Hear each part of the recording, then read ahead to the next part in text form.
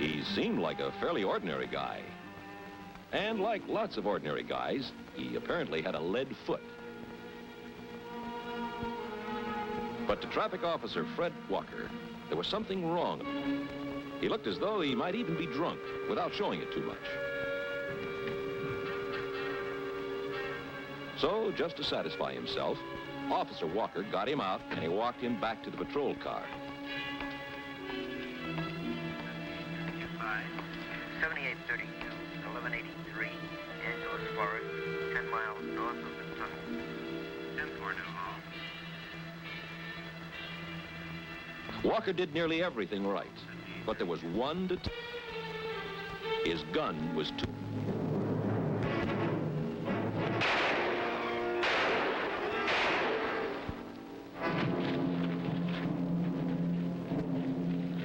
Sure, the violator had seemed like an ordinary guy, but he turned out to be a mental case. But that didn't help Fred Walker. Fred Walker made one mistake, and it cost him his life. He was caught off guard in what he thought was a routine stop.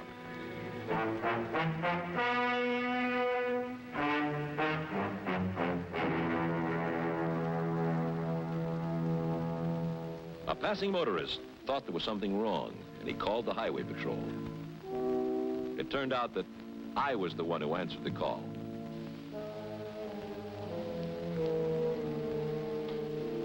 After we found Walker's gun, it didn't take long to reconstruct the crime.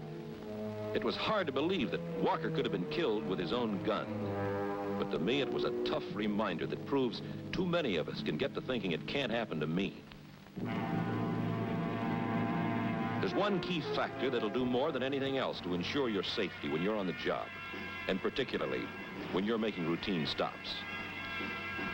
This key factor is something that probably doesn't come natural to the average man, but it has to be not only a second nature, but first nature to any law enforcement officer.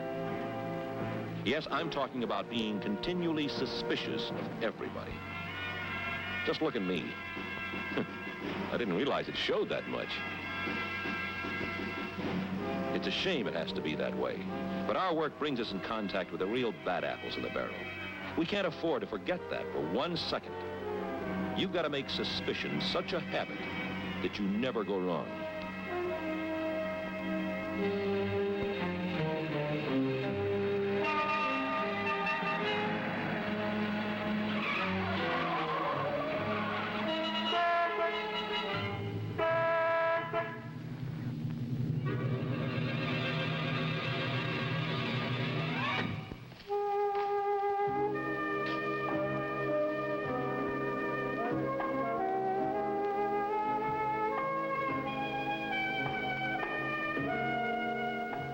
Well, at least you don't have to worry about somebody like this pulling a gun on you.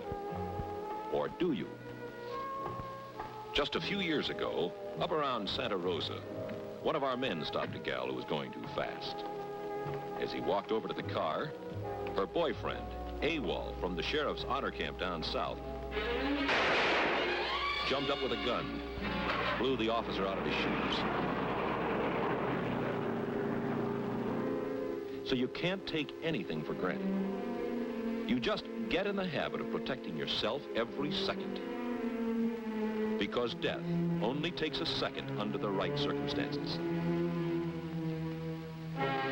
You've got to be thinking about your own safety from the time you take off after the violator until the time you complete your contact with him.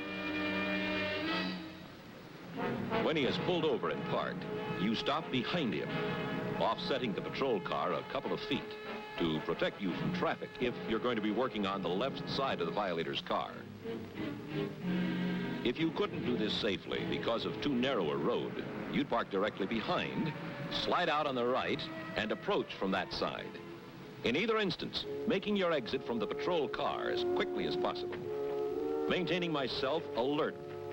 I keep my gun hand free. Never carry a flashlight or citation book in my gun hand. First, case the back seat. If it's night, I shine my flashlight in there. And in a case like this, the book is under my left arm, and I keep my gun hand free. Now that I'm sure there aren't any surprises from that direction, I approach the driver. But if possible, I don't ever go past the trailing edge of the door. Here's one good reason for this. Let's run through that again. A door suddenly flung open can throw you off balance and into the path of oncoming traffic, while your violator, who may be a wanted felon and who has no desire whatever to meet a lawman, makes a getaway. Here's another reason. If your violator is inclined to pull a gun on you, this position makes it too easy for him. While in this position, he has to turn in his seat. It's awkward for shooting, and even awkward for getting aggressive, because it puts him at a psychological disadvantage. You'll notice that I've still got my book in my left hand, so my gun hand is free until I'm satisfied that this is just an ordinary violator, and not a hot one. Does this look like the same routine? Well, not quite. There are times when you want to get the violator out of his car. Maybe it's a question of whether he's had too much to drink, or any of a number of other reasons.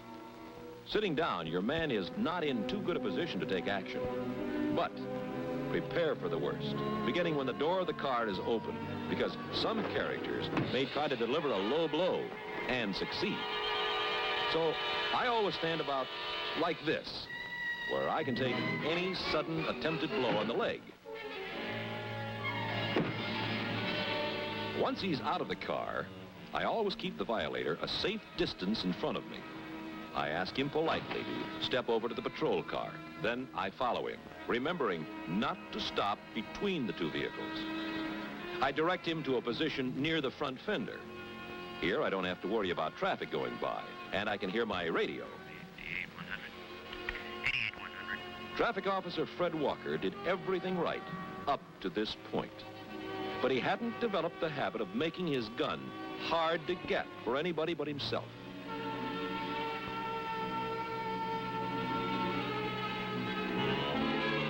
If I was about to forget it, Walker's case was a pretty grim reminder to always stand with my gun on the far side, so it won't be up for grabs. Now, while I'm writing him up, I keep track of the violator out of the corner of my eye. Even though he seems perfectly tame, I'm not taking any chances. 88-100. 88-100, go ahead. I'm suspicious of him until he's back in his car and on his way. This is how I keep my suspicions sharpened up for the next person I stop. And the next person may be a real criminal.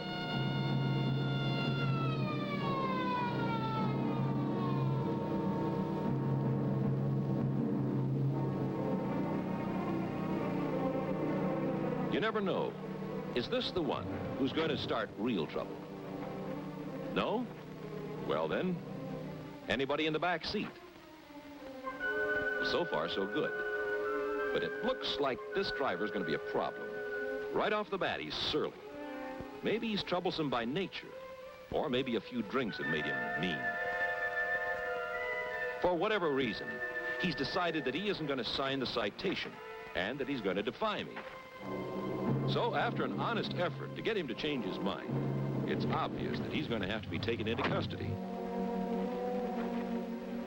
He's big enough to be real trouble. But I get him out all right. I direct him toward the patrol car from behind. I frisk him, and if you think that's the obvious thing any officer would do, you'd be amazed at how many times officers have failed to lift weapons from men they have arrested. Now for the handcuffs, because I'm not taking any chances with this character. I get one hand back, like this, then the other.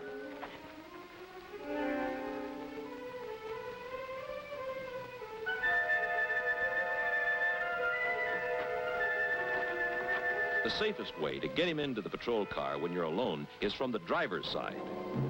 Even with his hands behind him, he can slide over easily. This avoids the business of putting him in the right side, then getting around the car back to the driver's side. Once he is over in the front seat, I tie him in with a safety belt. In this case, it's my safety that's involved as much as his.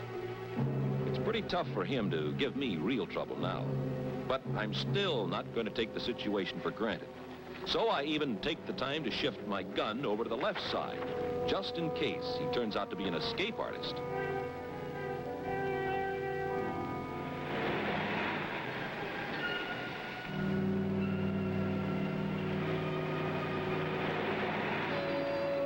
Once I get him to the station, you'd think I'd consider myself fairly safe.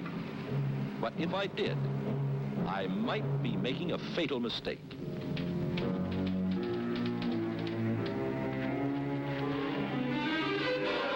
This individual I have brought in has had time to build up a real head of steam. I've only done what had to be done. But in his mind, he's ready to start a one-man revolution.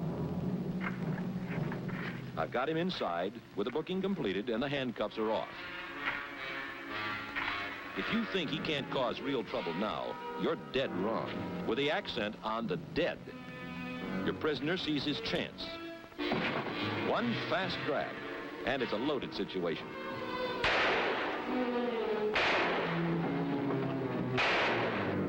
I'm not going to embarrass any particular law enforcement agency, but let's take statistics. We all know that the number of attacks on law enforcement officers has risen sharply in the last few years.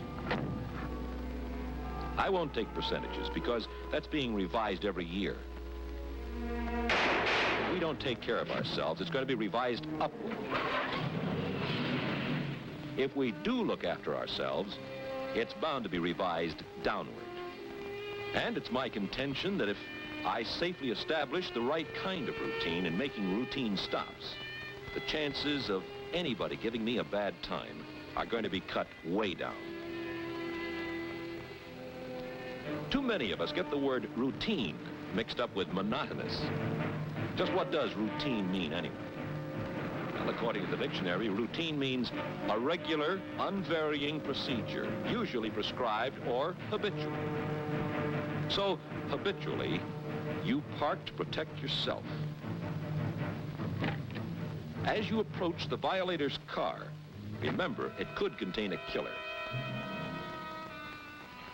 Checking the back seat. Keeping the gun hand free. Not giving the driver a chance to shove the door open on you. And keeping him off balance by making him turn in his seat. You take precautions when you open the door if you have to get him out.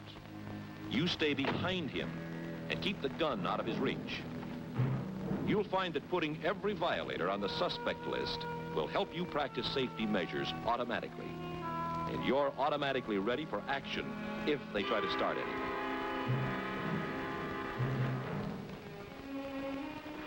So if routine means regular, unvarying procedure, make it your regular and unvarying procedure to look after your life.